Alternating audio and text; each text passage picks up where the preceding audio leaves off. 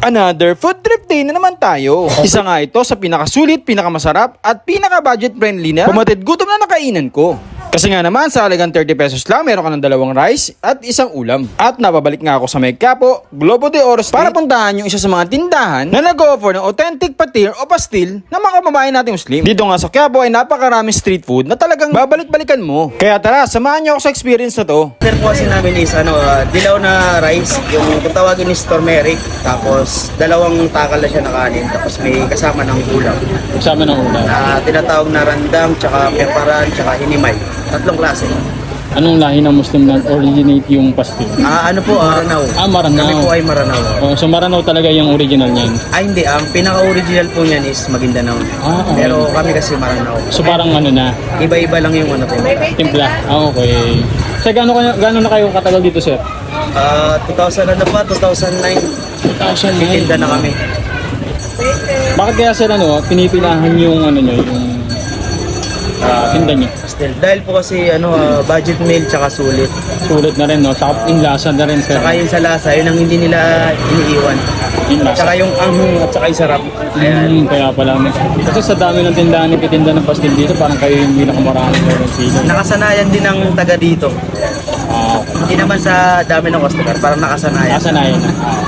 Lahat naman po dito masarap talaga yung luto. Kato. May kanya-kanya lang talaga silang taste. Nakasanayan na talaga. Nakasanayan. So magkano ang isang pastil? Ang pastil namin, ang isang styro ng isang pack is 30 pesos. 30 pesos namin dalawang kanin na, no? Nakakaubos kayo sir ng ilang styro sa isang araw? 2,000. 2,000 Pinaka mababa namin ngayon is 1,500. Grabe, ang dami.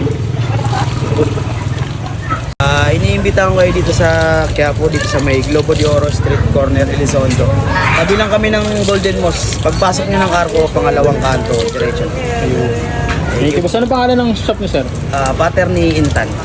Pater ni Intan. So dito lang yan guys sa may Globo de Oro, Quiapo, Manila. Ano pa tayo ngayon dito sa Pater ni Intan na nag-serve ng quality at masarap na mga patir guys. So sa isang patir guys, meron siyang dalawang kanin, tapos mayroong ulam. So ang pagkakaiba nga na sa iba is nakatapis na sa kanin, pero dito nasa gitna guys. Ayan o, gitna. So ito nga yung pinagkakaguluhan at ito rin yung nagda-trending ng mga patir dito sa Quiapo. Talagang pinupuntahan at dinadayo. So ngayon guys, tikman natin siya kung masarap talaga. Okay, let's try. So ito guys, regular to. So wala pa siyang hindi to spicy no, madam. Spicy na. So guys, ito spicy na pala to guys. Sorry. Ito na siya. Tikman natin ha. Inom nyo, parang napakadami ng ulam. Kitang-kita mo yan. Tapos real chicken yan guys ha. Yan, real chicken yan. Talagang shredded chicken siya. Tapos yung rice niya, turmeric rice na. Talagang very healthy. Okay? At full of spices. So tikman natin siya. Kuha tayo ng konti. Tikman natin. Pinatong natin sa kanin.